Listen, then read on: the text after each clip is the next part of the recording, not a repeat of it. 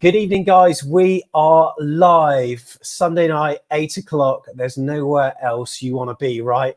My name's Sam Davis, and this is Back of the Net. Welcome to the latest in the live streams that we're doing, and it's the interviews series once again. Just want to say, personally, thank you so much for making the channel a success recently. I know there's not a lot to talk about, although maybe tomorrow with Project Restart, there might be. But yeah, it's all a bit up in the air, but hopefully the interviews have certainly helped. So if you're enjoying this content, if you're on YouTube, give us a like, and also why not subscribe as well, because you'll get notified as to when our videos are going up live. And also on Facebook, why not give us a like as well? We'd really appreciate it. Now, you all know who today's guest is, don't you? Before we introduce him though, once again, we're pleased to be bringing this video to you with the support of Living Home Tech. Now, they're a company that themselves are helping to make isolation a little bit more manageable with their technology solutions. Spending more time at home makes you realise, well, firstly, just how much we miss football, but also how much we need reliable technology for entertainment, video conferencing, gaming, and more. Living Home Tech are professionals in the design and installation of cinemas, networks, lighting, security systems, and more for your home that work every time and also look and feel and sound great too. You can experience Living Home Tech at livinghometech.co.uk. Well, in the last hour, we've, of course, all been advised to stay alert, or whatever that means, and to swing this back round to football. The player we've got on the show tonight, well, he certainly was alert. He was a live wire on the pitch, in fact. He played around 130 games with the club, and he's actually rapidly reaching that milestone with his current club, Newcastle United. He joined in 2013, was promoted in 2 of the 4 seasons he played, and he helped create magical memories like these. Then it is going to be Matt Ritchie, you would think. The wall is pushed back just on the edge of the penalty area. The lines are very hard to see because of the sun shining down. 6 minutes left. This could be a big moment as Sermon looks to roll it sideways to Matt Ritchie, who smashes it! Goodness me! Matthew Ritchie! With a goal that could well be a massive step towards the Premier League. The Cherries have got 10 men, but they've come from behind and lead Sheffield Wednesday by 2-1. So, welcome. Should I call you Matt, Matthew, or Matty? How do you prefer it today? Matt's fine, no problem at all. Matt's fine. How are you, Matt? Yeah, really well, thank you. Got to be honest, I'm enjoying the lockdown. Obviously, keen to get back to playing and things, but yeah, making the most of a bad situation at home. Good stuff. Yeah, it is a hard situation, and well, helping us out tonight, of course, is yourself. But we've also got Jeff Hayward here as well. Jeff, how are you doing? Yeah, just getting emotional when I saw that Sheffield Wednesday goal. It was fantastic. What a strike! I love it. If only Adam Smith didn't do what he did to concede that penalty, it'd have been a whole lot better. And also we got Tom Jordan here with us as well, North Stand season ticket holder and AFC Bournemouth influencer these days. Tom, how you doing, mate? Yeah, I'm good, mate. Yeah, same as Jeff. Getting emotional watching that ball at the net again. What a strike. Yeah, good stuff. So, Matt, we've had loads of questions submitted. And if you're on chat too, by the way, you can send in your questions. Just pop them on and we'll try to get them asked throughout the next hour or so.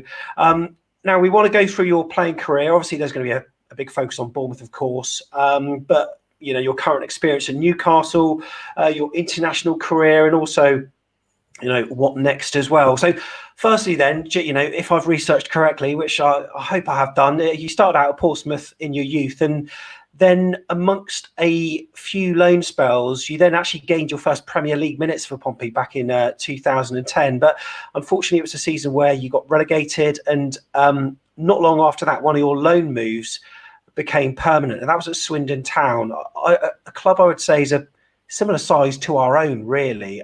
It was Danny Wilson that signed you, but not before long, you were playing under Paolo Di Canio.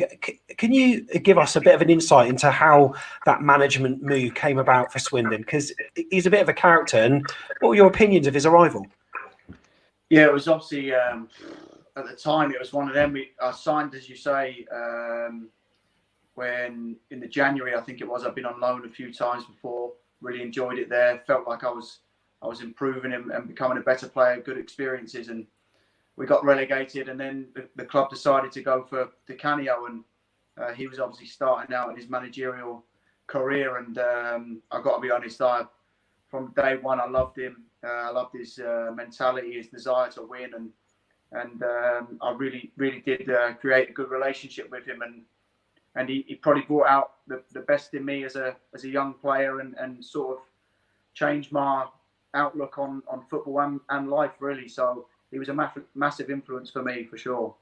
And when you were at Swindon, Matt, you played against the Cherries, but it was a bit of a difficult time for us, and there was a pretty toxic atmosphere from the fans towards our club at the time. Do you remember much of that game? I do indeed, yeah, because one of the goals I scored that day was one of my favourite goals, actually. I think was it Jalal that was in goal, and I just nicked it off Foggy in the middle of the pitch and took a touch out my feet and smashed it, and it went in a goal. So yeah, that was one of my favourite goals. So I do remember that game obviously very clearly as well, because Bournemouth was always a team that I'd been to. I came when I was 17 with John Ward. When Kevin Bond was a manager, who I always had, like, from that moment, I had a connection with the club, I felt, and it was always a local club. Joe Partington, who I'm good friends with, was there. And when we played against Bournemouth, it was always my family came, my friends came to the game. So it was always one of those games that meant that little bit more, if you like. Yeah, Tom, do you remember those times playing at Swindon? Wasn't great being a Bournemouth fan, was it? No, it was never. I mean, I don't particularly. I'm not too fond of Swindon, but I'd always thank him for Matt Ritchie. So yeah, a little bit more of a soft spot now. But yeah, I do always remember at that level that it was kind of before a game. You'd always think Swindon, they're the team with Matt Ritchie. And I vaguely remember. I don't know if you were playing this one. I remember playing Swindon under Canio, and I'm sure the game nearly got postponed. I can't remember what game it was. I remember playing, and we had David James in goal. I can't remember what season that was. I got a vague recollection of that. It was tipping down with rain, wasn't it? Yeah, it was really bad. I remember half time they were kind of toying with potential postponement. I think we drew the game. Jamo made a bad mistake, didn't he? I think we won 1-0. Yes, through 1-1. Yeah, I think James come out, and because of the weather, I think he slipped and the ball skidded. Yeah. Yeah, I remember the game. I remember the game, and yeah, that's kind of my biggest memory of playing Swindon, actually. Yeah, recently. Yeah. It's got to be said that Paolo Di Canio's time at Swindon, it was, I'd say, turbulent. Do you think that Swindon experience has shaped his managerial success? I.e., he's not really done it, has he? I've got to be honest. It was turbulent because I was involved in us every day. Honestly, like there was something that made you go, "Wow!" every day. But good, bad, different. First time you've seen it, however you want to put it, it was different, if you like. But the qualities that he had is, as I said before, his mentality to win. He's a perfectionist, and I think. The reason I think at Swindon he actually done really well. When the season I left, I mean, we were top of the league, I think, and Bournemouth may have been second, I think, or vice versa. So I think he had successful period, but when he moved on to Sunderland, where you got bigger players on bigger money, with more of a say, more experience, I think the way he was managing was probably difficult in a way because he needed control over everything, and obviously the higher you go, I think the biggest thing I've learned from the managers that I've worked with is they learn how to delegate and let others do bits and pieces. And with the gaffer Paolo, he couldn't do that. But as I said, I absolutely loved him. For me personally, what a guy, what a manager, and what an influence on my career and my life. So this is a question from Neil Dawson, Matt. On a scale of 1 to 10, how bonkers was he? I was 10. This guy, honest. From anything, like from off the pitch, on the pitch, pre-season, we used to do the hardest runs I've ever done pre-season. I think it was like 1,200 meters. We do 4 times as fast as you can possibly go. Then you do 800 8 times as fast as you can possibly go. Like the lads, this was day after day. I think we did, speaking to Al Connell the other day, and I think we did something like 54 days consecutive, no days off. And I'm telling you, like, these sessions were the hardest sessions you've done. And things like that, obviously, you look at this man, you think he's bonkers, but he used to, every day, turn up, ready to work, desperate to be on the training pitch. He'd be waiting for the lads on the training pitch at 10:30 or 10 o'clock or whatever it was. And morning, afternoon, you name it, he was there. And his enthusiasm just spread throughout the whole club. And it was a great time whilst I was there for sure. And he was there. It was brilliant. Yeah, good stuff. So I know that Bournemouth tried to sign you at one point during one window, and it didn't quite happen. And I don't know, as a Bournemouth fan, it always seems to be that there are certain transfers that never seem to be kept quiet, and it always seems to happen in the end. So Jefferson Lerma was one of them, Chris Mepham, and yourself as well. So how did your move to Bournemouth come about, and what is it like playing under such speculation? It came, honestly, for me, it was quite quick. I remember, like you say, there was maybe some interest when I think Lee Bradbury was the manager. There was a little bit of interest, and Eddie Mitchell was the chairman. I remember speaking to the club then, but nothing materialised. And then, as you say, I think it was only a short time after we played you at the county ground, and then I moved in January.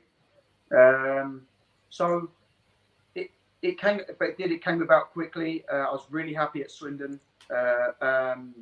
We were doing well that season, and as I say, I loved the Canio, and I was really happy. I was driving home one day. I knew the club were in a little bit of financial difficulty. The chairman was selling, and he basically my agent called and said, "Look, the club are in difficulty. They need to either sell you or it's going to go into administration." And it made my decision for me, really. But I say that when Bournemouth were interested, obviously I was interested as well, because it's sort of hard. I lived in Whiteley at the time in Fareham. It was sort of half an hour, 45 minutes from home. I had friends at the club. I'd worked with Eddie when he was there as a coach with Kevin Bond. Really loved the way he worked, and it was something that I really wanted to do. I felt like it was a good fit, and obviously speaking to Eddie and Jace before I signed, was everything that they wanted fitted exactly into sort of my career and in timescales as well. So it was a good fit. How different was he? You said you worked with him when he was an assistant to Kevin Bond, but what was it like when you went there and he's the gaffer? Yeah, it was completely different, obviously, and I was younger. I was 17, I think, and me and Wardy came down and did sort of like a 2-week trial. We trained at Camford School, and actually I remember really clearly. We did a keep ball, and the intensity of this keep ball, I remember it today. I remember pressing and thinking, I'm blowing here, like this intensity is crazy. So that was a memory of mine that, well, this man works hard. And we also did a circuit. We did like a strength session circuit one afternoon, and Eddie was taking the circuit basically. And again, it was certainly push yourself to the limits and to the extreme. So no, it's obviously his philosophy's never changed, that you get out what you put in, for sure. Yeah, Tom, what were your thoughts when Matt Ritchie joined then? Because obviously, we watched him from afar at Swindon. I say from afar, only down the road pretty much. But how excited were you when he joined? Yeah, I remember being firstly really excited that we'd taken Swindon's best player, to be fair. Because like I say, we were competing with them at the time. And like I say, I always knew that we were coming up against Swindon, that Matt Ritchie was the player to watch out for. So I was excited to see what he was like. I remember being kind of frustrated early on because we had quite a lot of injuries, particularly at left back. And I remember Matt having to play at left back, and you could tell that Eddie had brought him in to play kind of wide midfield and see what it was about. It was really odd to think, we're like waiting, because it felt like I was waiting ages to see, where I wanted to see Matt play. So as much as deputised brilliantly at left back, I think Chaz was out at the time, I think with an injury. So if I remember rightly, you had to play left back for quite a period of time when he first came. Yeah, that's right. Yeah. Is that a position that you can see yourself almost shifting into in your later career in order to, prolong it a bit? I do, yeah. I mean, I was lucky. I was lucky under Rafa, really, because he taught me the position, and I was playing in the 5, which makes it a little bit more security when you're defending. And defending was never, as you know, if you watch me play, defending was never my forte. But I felt like I really improved under Rafa defensively. And I was playing in the 5, so I had the protection of my third centre half, so that was good. But I really enjoyed it. I obviously when I came to Bournemouth and I did play that spell at left back, it was more sort of, I got to be honest, it was more sort of wing back because we were the better team in the league. We had the ball all the time. We always kept the ball, and I remember playing in the position, and basically Eddie just said to me, "Just cross the ball, mate. Get as high up the pitch as you possibly can without taking too many risks." And put crosses in the box, and he made it really, really easy for me. And it helped that I think I came on at MK Dons and put a few nice crosses in. And to be honest, that gave me a lot of confidence in that position because it showed me that I can do it from that position as well.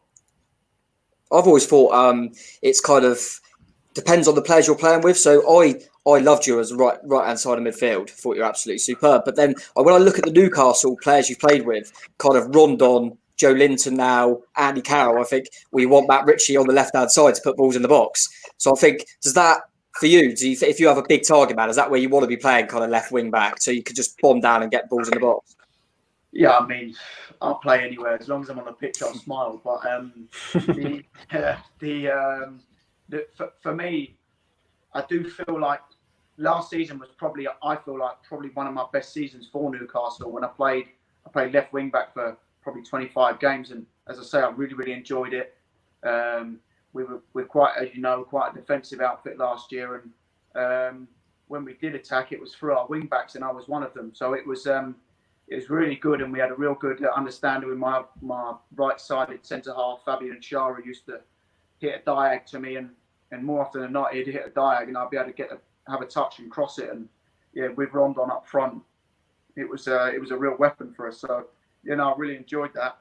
But for sure, I see myself maybe. Hopefully, I can play till my late 30s. But for sure, I do see myself as a winger for now. But as I say, I'll play wherever the manager likes me to play. And what do you remember, Matt, of the League One promotion season? I remember wearing yellow boots. I don't know why I remember that, but that's when you say League One Bournemouth, that's what I think, yellow F50s. But it was. I remember coming in, and I think Bournemouth have been flying at a really good run, and I remember coming in thinking, first and foremost, I need to break into this team somehow. And as you say, Chaz got injured. I came on at MK Dons, and did okay. And then, like you say, I played left back for a bit. But the main thing I remember is the disappointment, actually, of the last day of the season. Was it Port Vale we played? Tranmere. Sorry, Tranmere. I think did Big Fetch come on that day?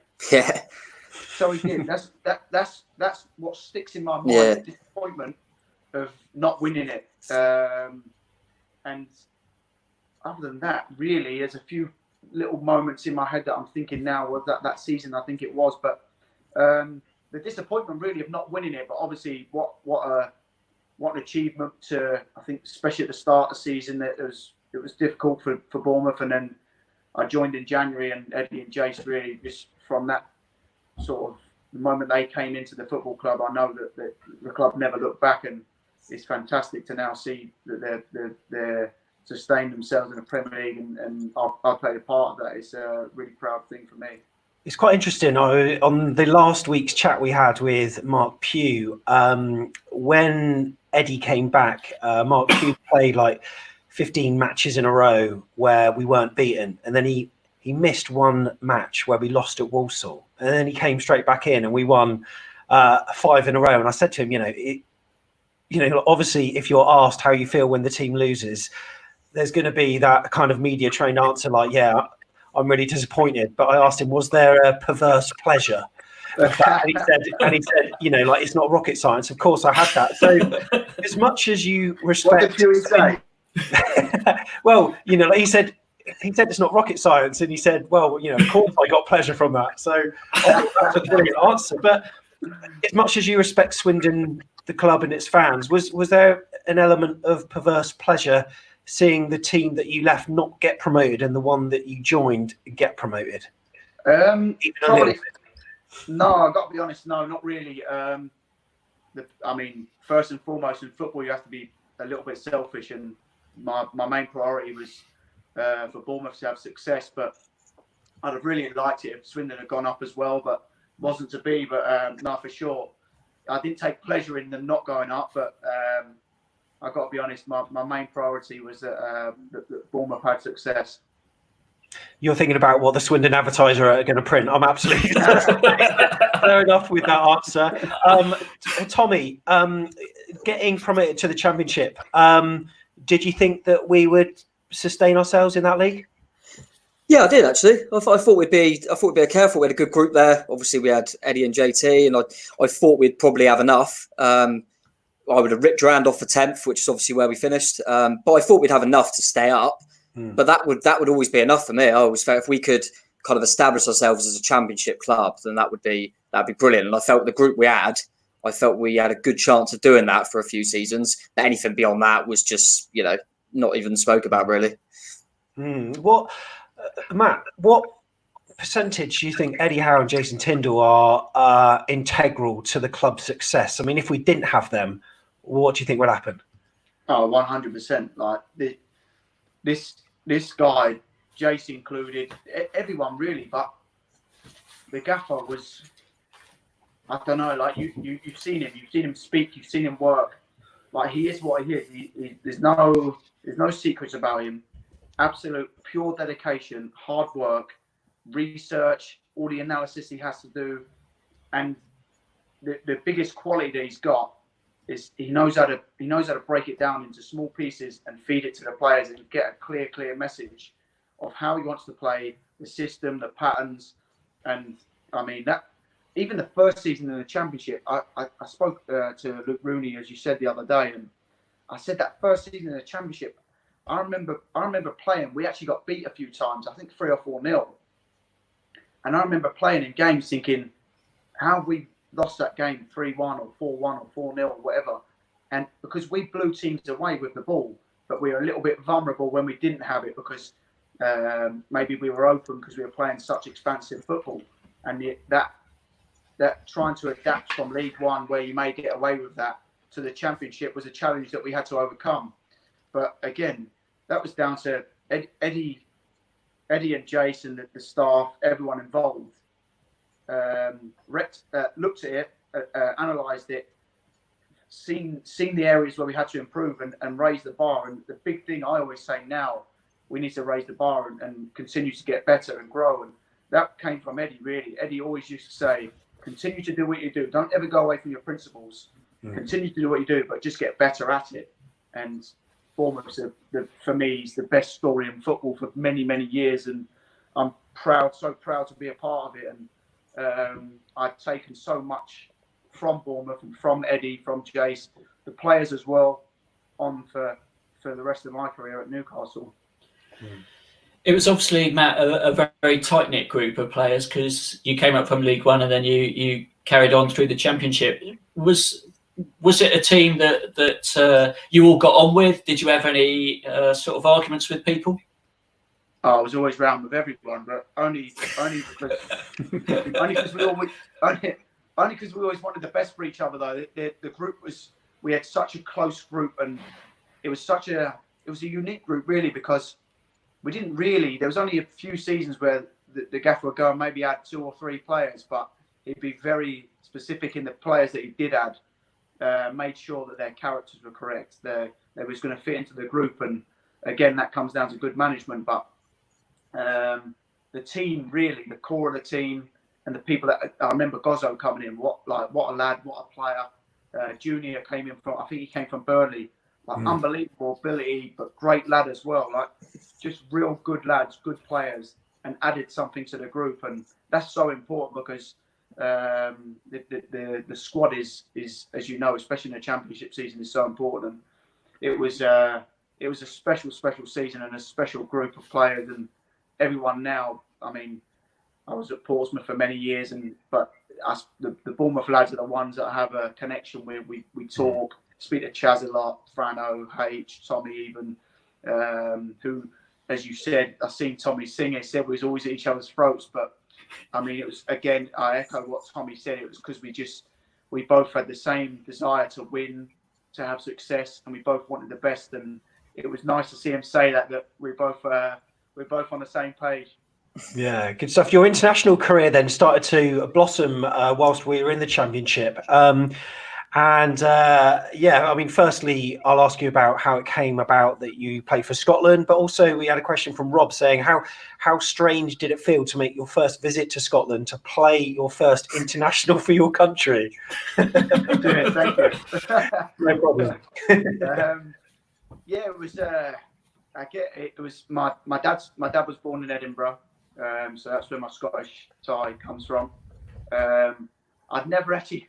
I'm glad you asked the question because I get a chance to explain myself. The reason I've never been is honestly because my dad and my grandma and granddad from the Scottish side of my family moved down to Portsmouth. My granddad was in the Navy, and he moved down to Portsmouth. And it was always my dad's brother, my dad, and his mum and dad were, as I say, in Gosport. In the end, they ended up. And all my aunties and uncles from Scotland would always come down to see us, to visit. And it was just, I don't know why, whether because we had two young families of young children. We never travelled up to Scotland. It was a long trip or whatever. But so they always came to visit us. So I was always, that's why I never went to Scotland, really. But I always felt my dad, when I was younger, obviously, if there was ever England, Scotland or whatever, it was like my dad would be wanting us all to wear the Scotland shirts and things like that. So obviously, it was in the household, it was sort of a pull, but no, for sure, I felt so proud to go and play for Scotland, and it was a proud moment, obviously, for me and my dad to get called up. I've got a bit of a follow up to that, Matt. How much abuse do you get from Ryan Fraser and others about your lack of a Scottish accent? To be fair, I used to get there. I was in a good group in Scotland because when I went with the squad first time, it was probably half and half. It was like, probably 50% was Scottish lads playing in Scotland, and then the rest were there was probably good 7 or 8 that were real like me, English spoken. So no, it's I do get a bit of stick, but more from outside the squad, to be honest. Yeah, loved it, and scored a few goals for Scotland. One of them was an absolute corker. I can't remember the match, but bloody hell, you hit it well. And you scored many a good goal for AFC Bournemouth. So the Championship second season that we had, Tom Jordan, you finishing 10th in our first season. Not bad. Any expectations for the second? No, I'd have. Like Matt said, we played some really good stuff in that first season. So you always kind of think, oh, maybe we could make a push. But I think really, if I was asked at the start of the season, would I take 10th again? I probably would, just because I'd never seen Bournemouth at that level. So didn't want to kind of get ahead of myself. But like Matt said, it must show. I think it's testament to what Eddie must do, because we only added little bits. It was still. I remember, like, obviously Grab and went, and we brought Callum Wilson in, 2 kind of goal scorers, but we didn't really change an awful lot. But like you say, that first season, we took a few beatings, maybe a little bit naive at times, but the players all continued to play in the same way. And we just seemed to that. I think that bond and that team spirit just carried us so far. And that second season was just something special. And Jeff, was it Tommy Elphick who said that, it almost felt like Eddie Howe signed a team of misfits? Is that right? Yeah, that's what he called you all. And I think, because probably so many of the squad had been let go, by bigger clubs, or had been on loan and not really found the club very easy to come by, like yourself, I guess. But yeah, the way everything bonded together under that management, I think what you said earlier about it being such a strong unit really, really helped. And for me, that first game where you tonked Huddersfield, wasn't it? 4-0 was the one for me where I thought, geez, we've got a chance here, because that was some performance, and you just carried on, it seemed to me, to play like that for so many games. Yeah, for sure. It was I sort of agree with Tommy in a way that obviously, like you say, there was players that had sort of been rejected at a higher level or whatever. But I think that's sort of what gave. That's certainly for myself. I had fire in my belly that I wanted to prove and achieve, and I'm sure that was the same for all the lads. All the lads that was involved in that squad, and it was the main thing for me was the improvement individually and collectively, because it's okay trying to ask players to do things or work hard, do this, but the players were so lucky to have Eddie and Jason, the coaching staff, as I said, because honestly, I'm not lying. We worked every day at as much intensity as we possibly could, with as much detail that everything we've done was done for a reason. It wasn't just we'll just chuck a keep ball in today, or we'll do the. It was everything was done in the build up to the game to have success. Or how can we finish the session and right? Let's take Matty and Frano, and we do Frano and H would maybe do some link play in a wide area, or crossing and finishing, something that was going to make us better. And there was never anything done just for the sake of being done. And the attention to detail in everything every day was unbelievable. And I used to wonder, what's the gaffer doing here at like 7 a.m. or whatever? Mm-hmm. And that's what he was doing. He was preparing sessions, and as I said at the start, hard work, and you get out what you put in. Yeah, so in that interview with In the Box, it was quite interesting because you were asked to name your sort of all-time favourite 11 players that you've played with, and you gave starting positions to Simon Francis, Charlie Daniels, over people like Andy Robertson, Harry Arter. I think that was more you had to because he named you in his. Also, Callum Wilson, and also the last one you were a bit unsure of, but in the end you put Yann Kermorgant in there. There are lots of Cherries fans that absolutely love Yann, and as a mini tribute to him, obviously he's just announced his retirement. Can you just tell me about him and what he brought to that AFC Bournemouth side when you played with him? This guy, I don't know how the fans felt about him. I'm sure they loved him. I'm sure, but yes, yeah. This guy for me was like the perfect gentleman. He trained unbelievably. He was always in the gym. He was like the ultimate professional, but at the same time, he was like such a nice guy, so down to earth. And I used to look at him and think, like, you're so good. How are you this laid back?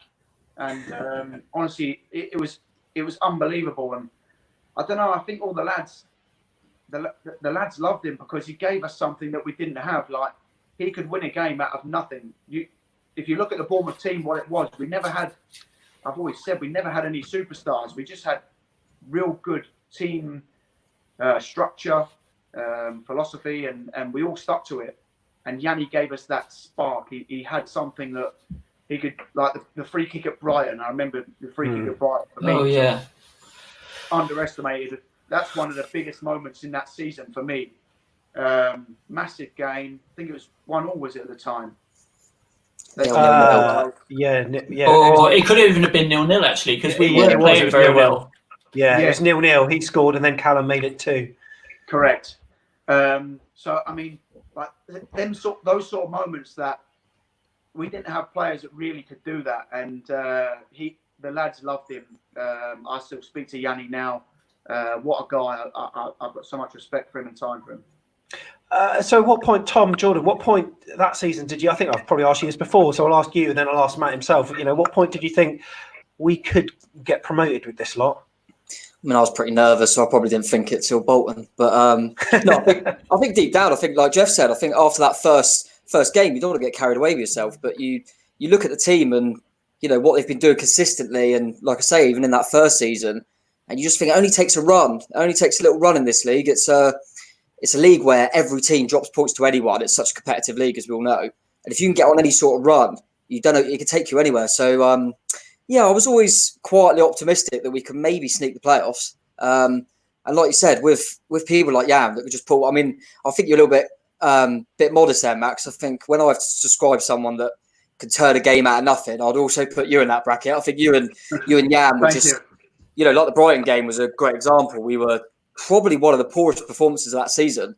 And then you get a free kick and Yann pops in the top corner. And we started to have that about us. And I felt early on in that second season, I just felt we had a little bit more bite about us. We weren't even though we still played in that open way, I didn't think there was any sort of naivety. I thought we were on it every week and we were just blowing teams away. So I think more the games went on, the more I started believing we could maybe sneak in that top 6. Yeah. I mean, surely the 8-0 stood out for you as one of the memorable matches that season, did it, Matt? Yeah, it did. Yeah, I've been on a goal drought personally as well, and I scored that game, and that was massive personally for me. I always wanted to score goals, and I remember being really low before scoring, really, because it was a big part of my game, and I couldn't get one, and managed to get one that day. But yeah, that was. I mean, even now, when I talk about that season or whatever, even I don't know, I'll be sitting in the dressing room with the Newcastle lads, and they'll talk about that championship season, and they'll say, "Oh, did you play when Bournemouth beat them 8-0?" And it was an unbelievable day, and Puri's hat trick, and I think Frano was unbelievable that day, and it was a day that I felt good for TK as well, because TK had obviously had some stick since he came, and I think he scored as well. So it was a real good day all round, and one of those special days that you never forget. But I mean, I know we were free scoring and everything, but to score 8-0 at Birmingham, it's just bizarre. I mean, have you ever been involved in such a high scoreline before? No, and such domination, really. I remember getting the ball. It was like a training session of attack v defence, and it was just waves and waves and waves. I mean, that's no disrespect to Birmingham, because there's some very good players, but we were so good, and so we was just, everything just went for us that day. And as you say, it doesn't normally finish 8-0, but I don't know. That day we were in good form. You scored lots of amazing goals that season, Matt. And Simon K wanted to know: have you ever surprised even yourself with one of your amazing free kicks and thought, "OMG, WTF, what have I done?" I've got to be honest. The best feeling I've ever had probably was the Bolton, the one I slotted against Bolton. Yanni, I think Yanni teed me up. That was probably one of my favourite goals. Actually, I said to Rooms the other week that it was my volley, but looking back and thinking, I've watched the Bolton one so many times. The feeling, I get goosebumps when I talk about it. It was so special, and it was a tidy finish. I really liked that goal. But my Sheffield Wednesday free kick that you showed at the start, now I remember the feeling. I think, like you say, Smudge gave the penalty away, but I remember, I think Harry Arter ran up and celebrated on his own, and it was. But that was massive. Obviously, a Sheffield Wednesday one where I think it was a week before we got promoted. It was like we had to win. I think it was 0-0 at the time. Did we go 2-1 up with a free kick? Yeah. I think Yann scored a header to make it 2-1. Yeah. No, sorry. To equalise, and then your free kick made it 2-1. That's right. 2-1. Yeah. So I mean, that was for me the feeling. I remember celebrating in the left-hand side, and the feeling was unbelievable, and one of my most favourite goals for sure. Is that your favourite? No, the Bolton one still for the feelings. Yeah. I was going to say, actually, when you were talking about Yann as well, that I thought it was really nice that week, that kind of promotion and champions week, you scored 2 beautiful goals, one against Bolton that you mentioned, and then your opener against Charlton, and both of them were just sublime little cushions from Yann that you just bent in. They were both very similar. This is why he was in my team in Ruby's podcast. Because honestly, I felt like when I played with Yanni, the way that I've never been a winger that's going to beat someone and just knock the ball past them and run. I've never had pace really, so I always needed someone to play with, and Yanni gave me that. I knew where Yanni was always going to be. Sometimes he's a little bit lazy and never got across, but more often than not, he was there for me as a sort of a cushion to play with, and I really enjoyed playing with him. It was great. So explain what that night was like then. I mean, what did you get up to that evening? Because I saw you on Sky Sports News the next day looking a little bit worse for wear live on air. Yeah, I did. Someone said this to me, but honestly, I I'm not a big drinker. I don't drink, and I can't remember if I even had a drink that night. I was probably singing that. Like I enjoy myself and enjoyed it, but I can't remember. I honestly can't remember. I remember the League One when we got promoted. I remember going out that time, and that was good. But I honestly don't remember the evening of that championship. I remember in the dressing room, and I remember going upstairs. We went there was a little party upstairs that we had straight after the game. But honestly, I can't remember, to be honest. In terms of that says it all, doesn't it? Yeah. In terms of unexpected achievements, would you say that's right up there in your football career? Because no one, I mean, all of the media never thought it would happen. No, not really. I've got to be honest. I don't know. I don't know how it works in football. Obviously, on the outside looking in, it's probably different. But when you're in it, you just want success. And as you said earlier, I think the first season in the champ, I went to Bournemouth, and Eddie said to me when I went there, he said the plan is to get promotion.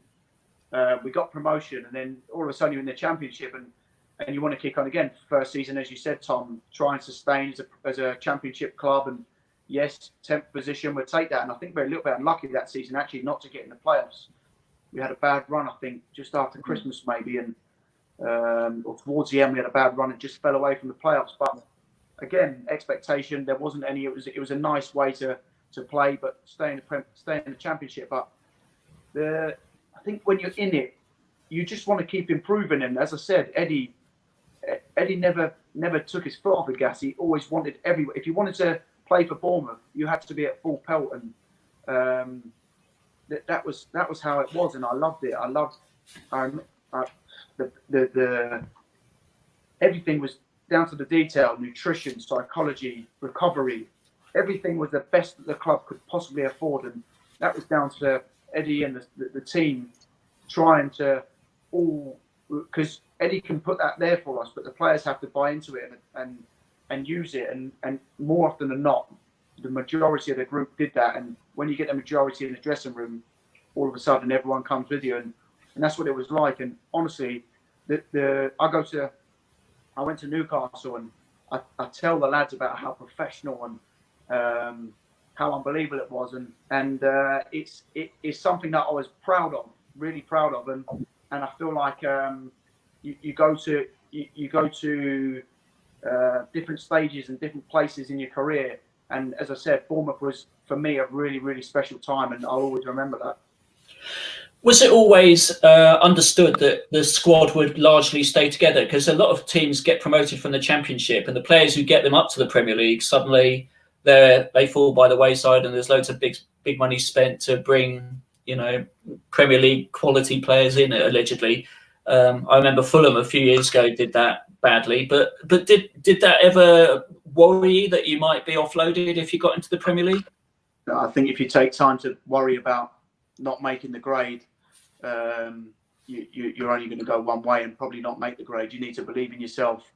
I certainly had I had a desire to perform in the Premier League. I felt like at Bournemouth it was an unbelievable opportunity because of the manager we had, the way we played, because I knew that we go into the Premier League and the manager was so clear of his message. This is how we're going to play. We're going to continue to play the way.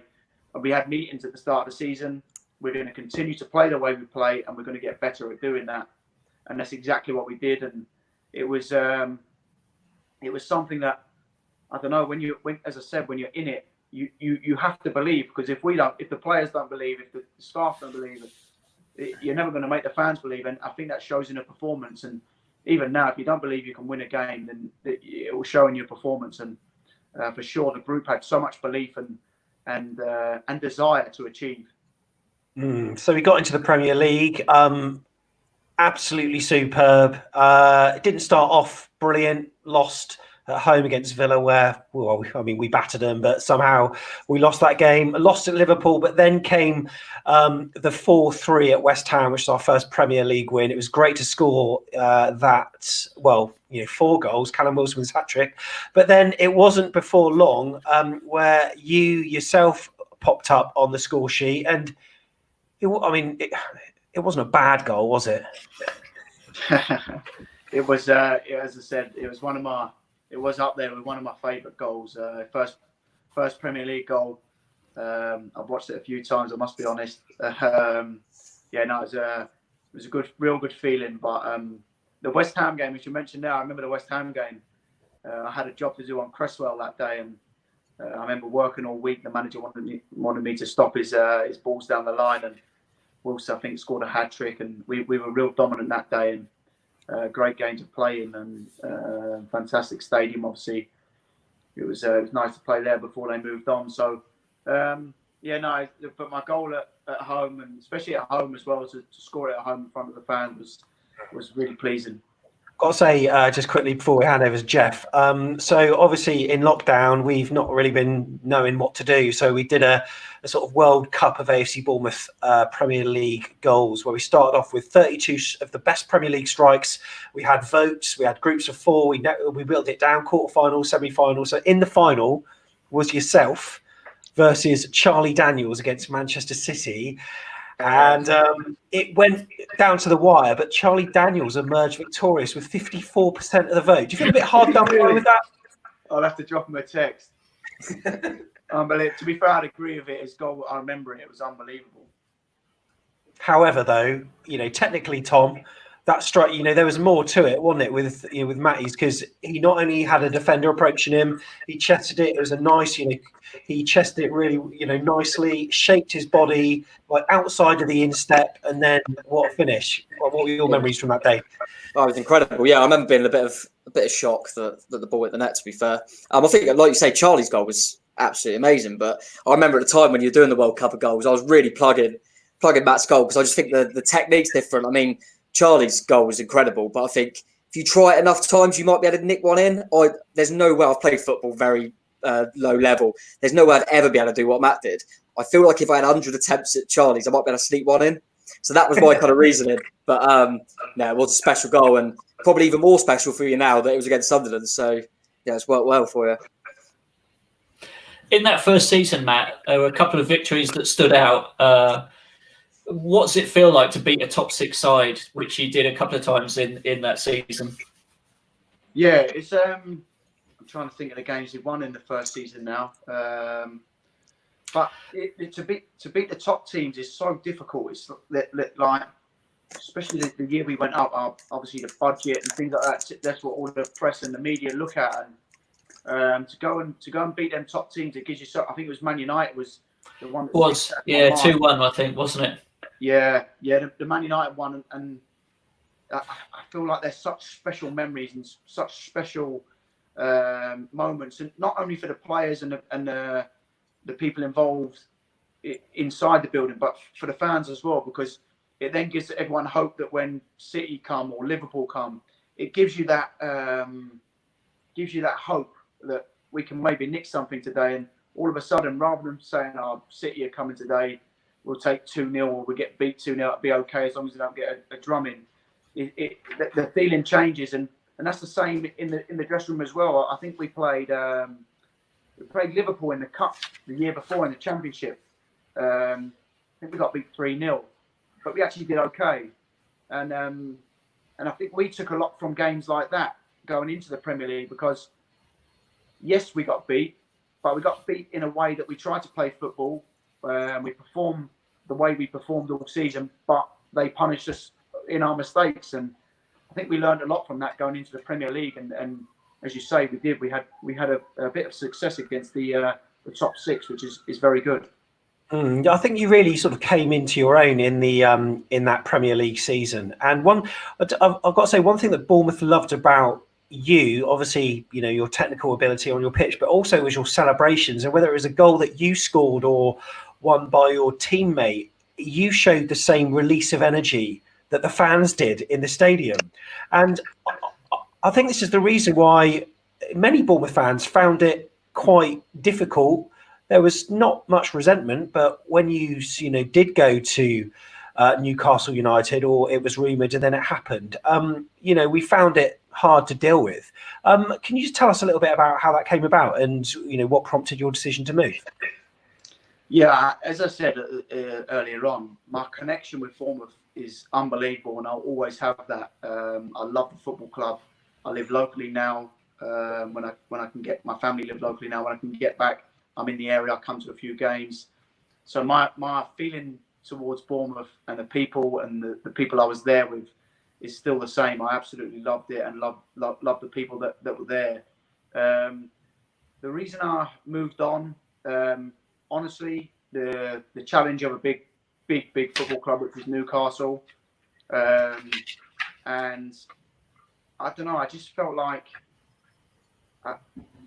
financially it was better for me, and obviously that has to come into play. But it was just, I don't know. I've been there 4 years, 4.5 years. It just felt like the right time. It felt like it was right, and it was something that really did float my boat. But I'd never moved away from home. I'd always lived at home at Portsmouth. I'd been on loan a few places and lived in hotels and things, but I'd never moved away. And it was always something I really fancied, and to have a challenge, not only in football, but in my life as well. And I felt like it would make me a better and a stronger person. It's certainly done that. It's brought its challenges moving to Newcastle, but it's something that, I don't know, at the time it was a massive, huge decision, but something I really want to do. And actually, you took a step down, didn't you, Matt? Because you went down to the Championship again. I reckon you just love winning promotion from the Championship to the Premier League, don't you? I got to be honest. The Premier League is the Premier League. It's a fantastic league and something that I'm really, really enjoying playing in and loving it. But there's something about the Championship that Saturday, Tuesday, when you get in the swing of it, you don't really train properly, if you like, because you're always aware that there's games and recovery or whatever. So your training's tailored, but the Championship is so intense. It's a roller coaster, and I love you. When I was speaking to my wife the other day about it, actually, the difference between the Premier League and the Championship. Sometimes in the Premier League, it feels like you're waiting for a game if it's Saturday to Saturday. As in the Championship, it's like you're waiting for just an afternoon where you could chill out, because it was so intense. But I loved it. I really did. Tommy Elphick said that the size of the stadium and the fan base at Aston Villa played a big part in him leaving the club. This is a question from Nick Case, by the way. And he felt it was a shame that we hadn't grown our stadium, given the potential that we saw, for instance, on the beach with the huge numbers there. I think it was like 56,000 or something that they worked out. Do you share those feelings? Or did that influence your move to Newcastle as well, knowing they've got such a huge fan base? Yeah, for sure. It was a big influence. Yeah, but I wouldn't for 1 minute look at. I think Bournemouth's moved so quickly, and the success came so quickly that there can be certainly no fingers pointed that there's why have we not got a bigger stadium or whatever, because I think they're certainly in the process of trying to do something with the training ground and the stadium as well. So it wasn't. It wasn't like I didn't enjoy playing at Dean Court because it was a Vitality Stadium when I left, I think. But for me, it's such a special place. It's like, yes, it's small, but it's tidy. Everything's in the right place. There's no tattiness about it.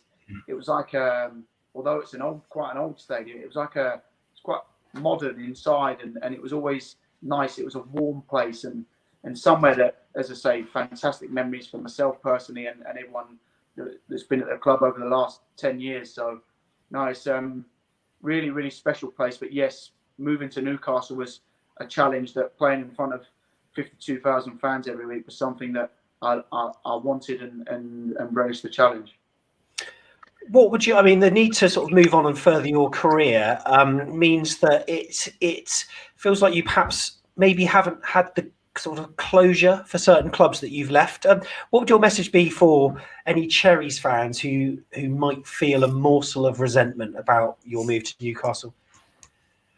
Yeah, I wouldn't say that I didn't have closure at Bournemouth, because I felt like the success of obviously the promotions, getting to the Premier League, was fantastic. Would I have Would I have loved to stay at Bournemouth and still be part of the group now? Yes. It's as I said earlier, it's a fantastic club and one that I love, and the people there, I love the people. So yes, I would love to be a part of that, but you can't have it all. And a challenge at Newcastle was what I wanted, and I've gone to Newcastle. I've had great success there. We got promoted there as we hoped in the first season, and we've had a couple of good finishes in the Premier League and sustained Premier League status. So I'm thoroughly enjoying my time at Newcastle and loving that challenge. And as I said, the challenge of being away from home and things like that bring different challenges, but some that I'm really enjoying, and I love playing on the Saturday at St James's Park.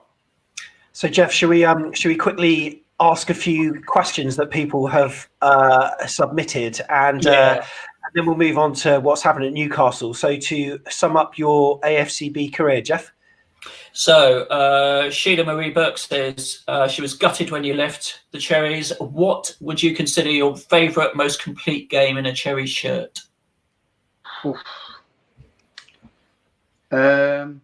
Blackpool away is a game that I really, really loved. I remember turning up. The pitch was horrific. I think they played a reserve game on the Friday night on it. I can't remember what was the manager's name. He lives in Newcastle, the fella. Lee Clark, was it? Lee Clark. Wasn't it? Yeah. He lives in Newcastle, so I see him about. But he was the manager, and I remember they played a reserve game on the Friday night to basically tear the pitch up, and they certainly did that. But I remember I scored a scuff goal early on, and then later on I scored a nice curling goal, and I think we won 4-1 on the day. I think it was 6, wasn't it? It was 6, mate. Yeah. So it was that was for me probably a game where I don't know, I just really enjoyed it. I really did love that game. Yeah, good stuff. We also had one from Matthew who said, "What did you consider your best goal?" But we've pretty much gone over that. Also, Will James, thank you very much. Tommy Heffernan's Poodle asked the same question as well. Also quoting that one of his favourites was that Charlton away one where we won 3-0 and clinched the title. Brian Churchill also said the same thing. So Andy Gray, before we talk about Newcastle, Andy Gray, Cherries fan, said, do you still keep in contact with anyone regularly from the club? Yes, for sure. Yeah, I speak to a fair few of the lads. As I said, as you know, the dressing room is such a tight-knit dressing room that those people that you have that amount of success with, and the way we had it was special, and for sure I really did enjoy that and speak to quite fairly probably 7 or 8 of the lads regularly, and it's really nice. What does it feel like going from 11,000 to 50,000? I've got to be honest, I loved it. I loved the pressure. I always felt like pressure brought the best out of me. I remember I think it was the championship season, the gaffer brought in Junior, and I used to watch Junior in training and think, this guy is unbelievable. Like, I mean, you've seen now where he's been so unlucky with injuries, but you've seen now the ability that June's got. And I used to watch him and think, how am I going to stay in the team here? I need to stay in the team. And he probably doesn't know it, but he did. He put so much pressure on me to perform, and that brought the best out of me and pushed me, and that's what teammates are supposed to do. And that pressure, I felt the same when I went to Newcastle. Obviously, it was a big club, a big challenge, and to play in front of that is a unique feeling and something that I love doing and still love it today. So hopefully that continue. But yeah, no, the feeling is just pure pressure, but it's good because, I mean, as everyone knows, the fans at Newcastle, they've got so much expectation and they want to achieve, and I want to try and be there and be part of that when it does happen. The Luke Rooney interview, you said that training went from ultra regimented at Bournemouth to when you initially joined, it was a bit shambolic, you said. Can you expand on what you meant by that? Yeah, it wasn't. I didn't mean training at Newcastle was shambolic. I said the dressing room. The dressing room that we had at Bournemouth was obviously everyone had been there for a long time. Everyone knew the drill. Everyone knew like being early. It was normal to get in early, to go in the gym, to be out. There wasn't like a first person out the training pitch because everyone was out the training pitch, boom, ready and raring to go.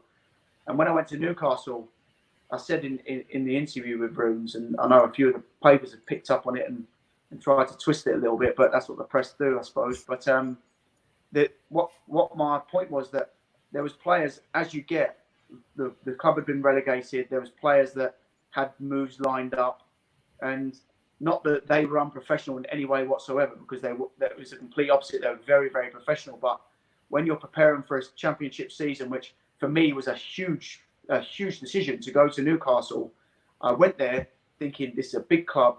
I want to go there, get my head down straight away and achieve and have success. And I got there, and it was like four of what you'd say are your better players. They wanted to go. So I'm like, in training, you can, anyone that's trained with players that don't want to be there, however professional they are, after training, they'll be standing with the manager after training saying, look, how am I going to get out? Or can you sort this? And can you So there was feelings around the place that wasn't normal. But again, that comes with experience of moving. Yeah. I now have a better picture, a better perspective of how football works, and because I've seen those sort of those things go on. So for sure, it wasn't shambles. Maybe a bit of the wrong word to use, but it was different because, as I said, I was used to everyone knew the drill. I went to Newcastle, and it wasn't so much that because, as I say, some players wanted to be at different clubs, and that's how football works.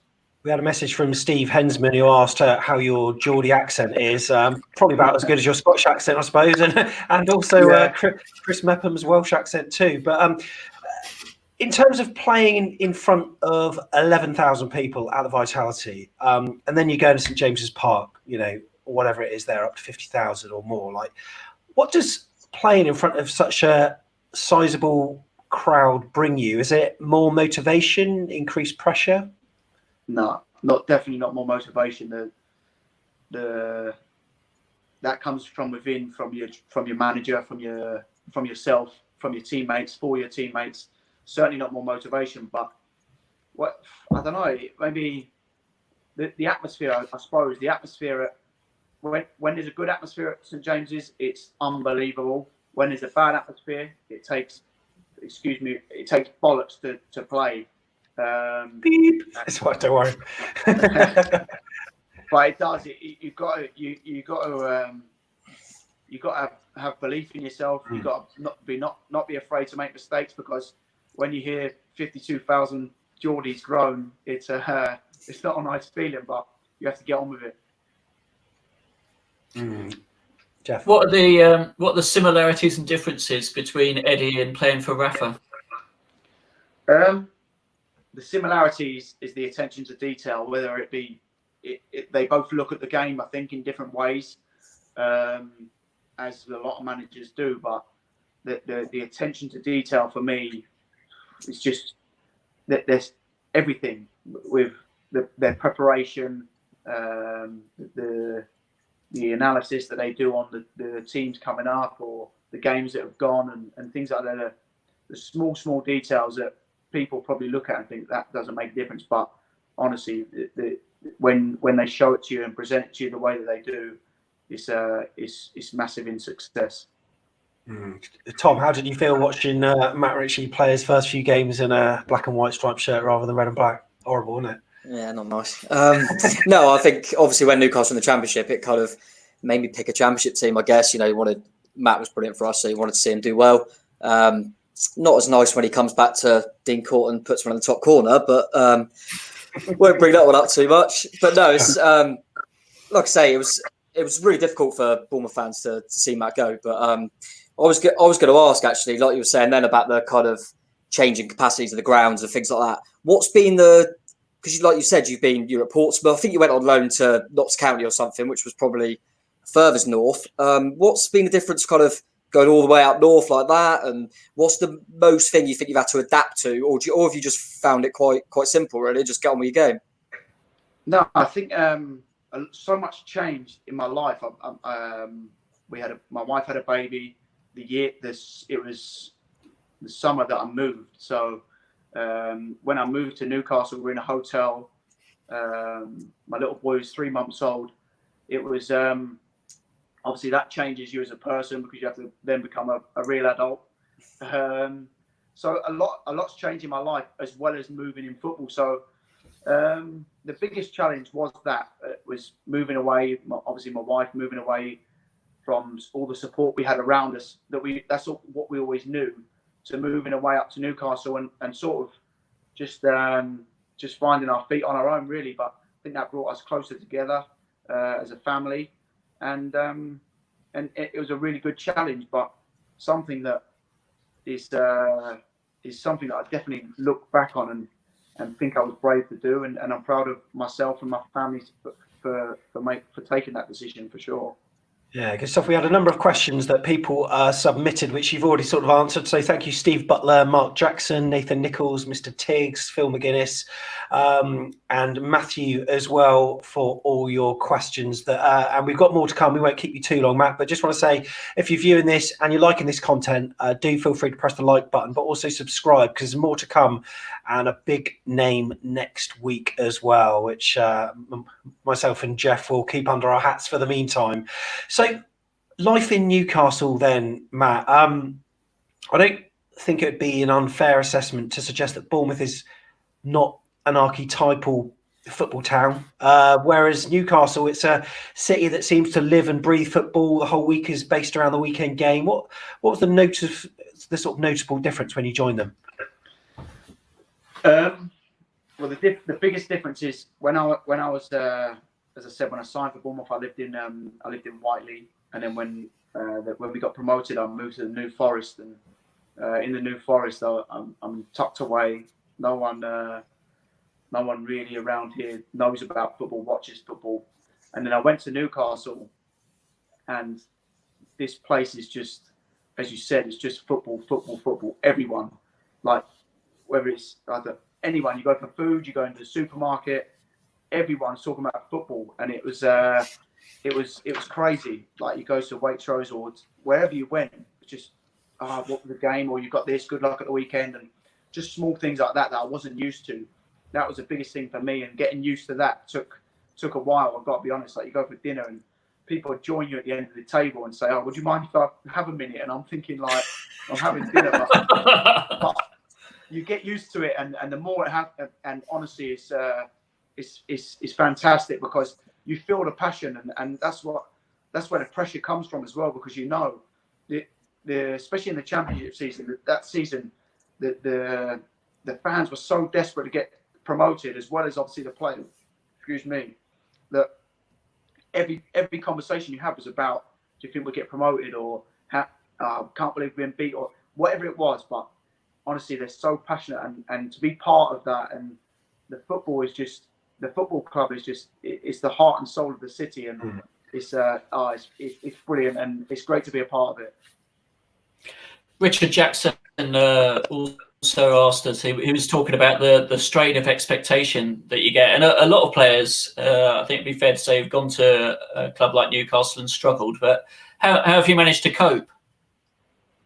I think one of my biggest qualities is I always give everything, and it went down really well from the minute I get there. I mean, I had good advice when I went there. I spoke to a few lads that had played there, and the people, the staff at the football club are fantastic. I've got really good relationships with them, and all of them said to me, no matter what you do, Matty, as long as you give everything, the people of this city will love you. And I was lucky enough. I got off to a good start in the championship, scored a few goals, and felt like I was significant that season. So that got me off on a good start, and I've just really enjoyed it and tried to continue with I've had many bad games, but if I'm having a bad game, I continue to try and get on the ball. I continue to work hard. I continue to try and help my teammates. And you can only, as a player, you can only give your best. And if your best isn't good enough, you'll soon find yourself out of the team anyway. So it's something that is such simple principles, really. But I think it goes a long way with the fans of Newcastle for sure. Yeah, like you say, I think the sort of, the Newcastle fans will love you if you put in 110%, and that's what you always did. Week in, week out of Bournemouth. Now, I'll ask Matt this question shortly, but first, Tom, I'll come to you. If you're a professional footballer, you've got Paolo Di Canio as your manager, then you've got Eddie Howe, then you've got Rafa Benitez, and then Steve Bruce. Would you consider that a sort of roller coaster of managerial expertise, or what? Yeah, it's a good mix, isn't it? I think probably for Matt, it's worked quite well in the sense that, like we were talking about earlier, kind of with Eddie, who's a very offensive coach, you're out on the wing and playing good attacking football. And then when you ended up getting Rafa in charge, was kind of, you were moving back, left wing back and things like that. And if you're going to look at potentially playing left back, left wing back at Newcastle, to have someone like Rafa and then Steve Bruce that are quite, I don't want to say defensive minded, I think that sounds a little bit like a negative, but just that they really focus on that, and that's going to bring the best for you, I think, playing in that defensive mould with them sort of managers. But would you say in general there's been a lot of similar principles with them sort of managers, with, like you said earlier, with Paolo, Eddie, Rafa, that kind of attention to detail and wanting to be out on the training field? Yeah, for sure. I think the main thing about what I've learned from management is if you put everything into the analysis side of the game and preparation, especially at the Premier League level, the preparation, you can't really control what happens on the pitch. It's what you do throughout the week that really matters and prepares your team. On a Saturday, you have to drink your tea and send the lads out, and it's really down to the lads. Obviously, there can be tactical changes, maybe things like that, but it's really down to the lads on a Saturday, and that's the biggest thing I've realised, that the work you have to concentrate on the training pitch in the week, and that's where you get your work done. And all of them obviously in different ways, certainly, but all of them have that, and I'm really enjoying it at the moment. I mean, Steve Bruce, the gaffer now, obviously, he's a fantastic career himself, and played at a top level and won many trophies, and had the, I mean, there's not many managers out there that have played under Sir Alex Ferguson. So to have some of his skills implemented into our dressing room and into our sessions is fantastic. And the gaffer's been great. I think we're doing really well this season. We've got obviously a few games to go, and hopefully we can continue with some good results. But I'm really enjoying it, and long may it continue. Jeff, shall we ask Matt a question that is probably going to test his India trained skills? Let's see how he answers this one. Well, actually, then I could pick the next one. You have the one after, Sam. So two goals at the same end of the ground, Matt. Which felt better? Andy Jennings wants to know whether it's the volley against Sunderland or the last minute equaliser against us. Oh, flipping Nora, lads.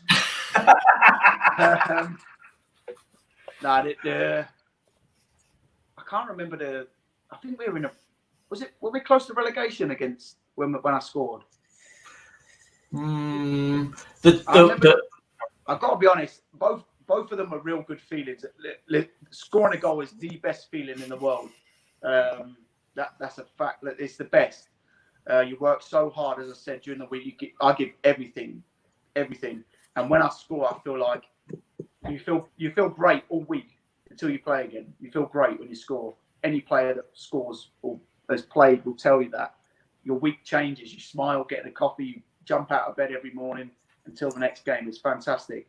So scoring's the best feeling. But I had mixed feelings when I scored against Bournemouth, because, as I said to you earlier, my feelings for the football club and the people were really strong, and I love the club. So it was such a strange feeling. I actually felt, I think I've been back before, but the time I've been back before, I felt numb. When I come back, I was telling one of the staff at Newcastle, Glenn. I was telling Glenn how Bournemouth's wonderful. It's always sunny. It's locked, and I think we honestly. The day we played, it was tipping down with rain. It was black over the top. He was in my ear. He's still in my ear now today. So to answer your question, I can't give you an answer, to be honest. I just can't. The feeling that my Sunderland one was special, but my Newcastle one was pleasing to score. I don't think I'd scored too many that season, so. Personally, for me, it was a big goal, and I felt significant again, as I said. But no, I can't give you an answer, I'm afraid. No, that's fair enough. We also had a question from Chris Legg, and this is another one that's going to challenge you a little. But there's a certain way that I could ask this, I suppose, because obviously with Newcastle at the moment, there's been a lot of media speculation over who's going to be running the club. Obviously, you might not know the ins and outs, but how does that affect you as a player? Because it's not only happened at Newcastle, there's been all sorts at Swindon, when you say, with administration and sort of money troubles, financial issues, etc. What's it like playing under such scrutiny off the pitch? Because it's almost like sometimes the football is almost second nature. Well, I've got to be honest, I had a good eye opener to the ins and outs of football, if you like.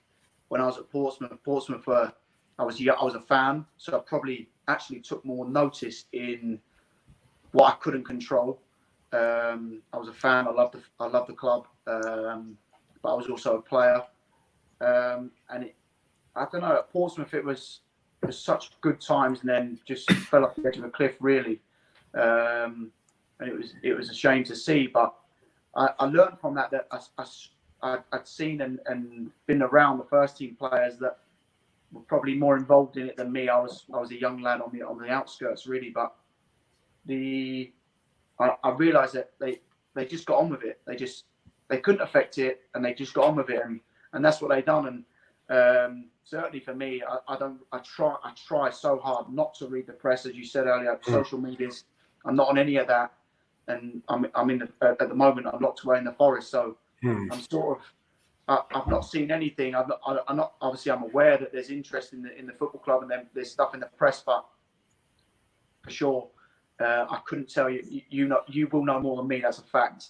Can I affect anything? No. So what's the point of me wasting my time and even talking or reading about it? So for me, you just, as a player, you just have to focus on yourself.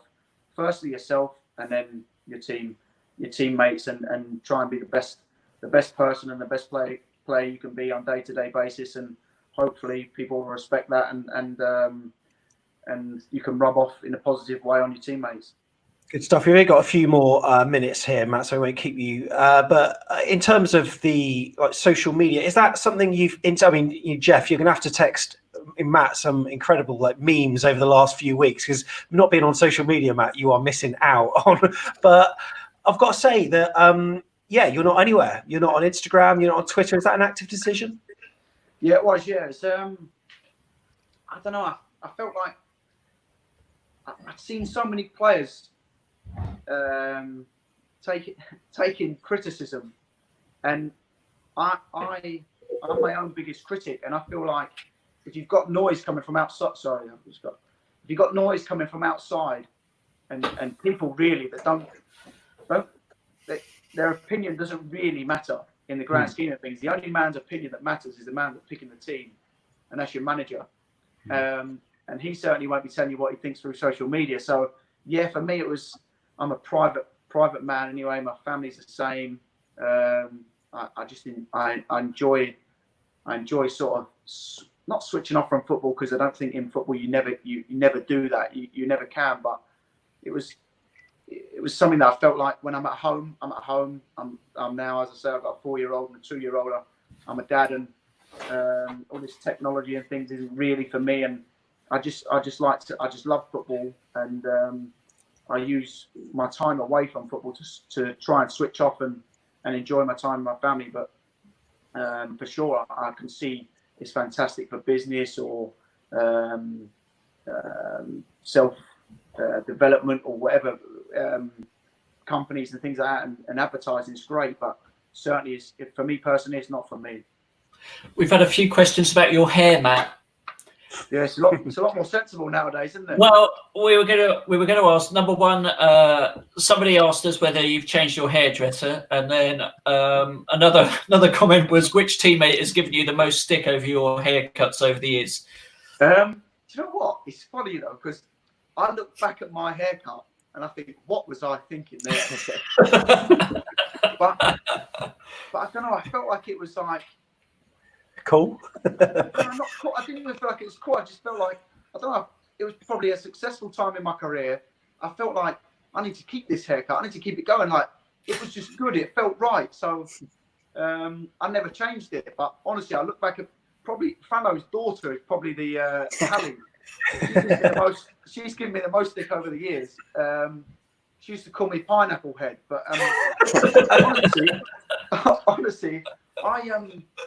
I look back at pictures now. I think, what was I thinking there? But as I say, it was something that I didn't want to change at the time, and I've now grown up, and I'm not that plonker walking around with a silly haircut anymore. I can only dream of a hairline like that, I've got to say. So Mark Pugh is reinventing himself as a chef in his spare time. What's your alternative football career after it all finishes? Well, I'm not too sure, to be honest. I said to a fella the other day, I had 2 sheep, and he called me a shepherd. He called me a farmer. So, but I think it was a bit off the mark, to be honest. Yeah. But I don't really know, to be honest. Really would love to be a manager, but I feel like it's a long, long way away from me. I feel like I speak to players. I spoke to Ian Hart a lot when he was at Bournemouth, and I still speak to him now about retiring and what did you do as a plan for. I speak to Richard Hughes, and Matty Taylor was a player that I looked up to at Portsmouth. I'm in contact with and speak to about the next stages. And I'm 30 now, but I honestly feel like I've never had pace, so I've certainly not got any pace to lose. I feel like, I mean, since I've probably been at Swindon, I feel like I've been in real great condition physically. I work really hard on that and try to keep that up. So I just want to continue to enjoy playing and not take my eye off the ball. I felt like I worked so hard and sacrificed so much to get to the Premier League. I'm now in it. Why? Because I'm 30, do I start thinking about what I'm going to do after? I feel like I've got a good 3, 4, 5 years at a really good level, and then who knows? I continue to try and play if I feel like I can. If I can't, I'll have to look at it then. But for sure, at the moment, I'm not thinking about retirement. Good stuff. We've had a load of comments in, so I'll just rattle through. They're not questions as such, but I will just go through a few of them. A lot of people saying, we want you back. Kirk Tovey, Callum saying the same thing. I could scroll up and find many, many more. And NJB, I think, sums it up. You're an icon to this club, Matt. So I certainly hope you realise that. Tom Jordan, have you got any closing comments? No, just obviously facts for everything, Matt. You are a legend down here, definitely, absolutely, without question. And I do take a little look every time Newcastle change their manager and think, maybe this one won't fancy Matt. He could come back, but if that ever were to be the case, then you are always welcome back, Matt. But cheers, honestly, for everything. Wish you all the success for Newcastle. Thanks a lot. It means so much. Honestly, it does, because, as I say, my feelings towards the club is certainly mutual to that. So it means so much to know that my time was appreciated. But together, the group we had was unbelievable. Just a quick question here, because I think this one's quite interesting. This one is from James. You said, did you and Yann used to challenge each other for the most outrageous goal before each game? Never your bog standard tap-in, absolute tackers. No, I got to be honest. I could never compete with Yanni. Yanni was the master. He was the Eric Cantona for us, wasn't he? He was like, as I said earlier, he had something that no one else did, and for me, he was unbelievable. Good stuff. Jeff, it's been a pleasure to have you along. Any closing comments, questions? Well, just one, Matt. So you get to choose the next manager of Scotland. Who's it going to be? Rafa, Eddie, or Steve Bruce? I'm not answering that question. It's all going so smoothly, Jeff. Yeah, it was all going so well. So, Matt, just want to say thank you so much for coming along. Really appreciate your time tonight. No, I loved it. Thanks so much, guys. Good stuff. So thank you so much, everyone, for tuning in. We've really appreciated you, and we've got over 1,200 concurrent viewers at the moment. So thank you to everyone. Do remember to subscribe and also to like the channel on Facebook or whatever, and YouTube. Really appreciate everything and all your comments throughout the show. Just a reminder that this show has been brought to you by Living Home Tech, who are the professionals in the design installation of cinemas, networks, lighting and security systems. Thank you so much, everyone, and remember to stay tuned, because next Sunday we might have a certain king. But who is it? Subscribe and find out. Take care.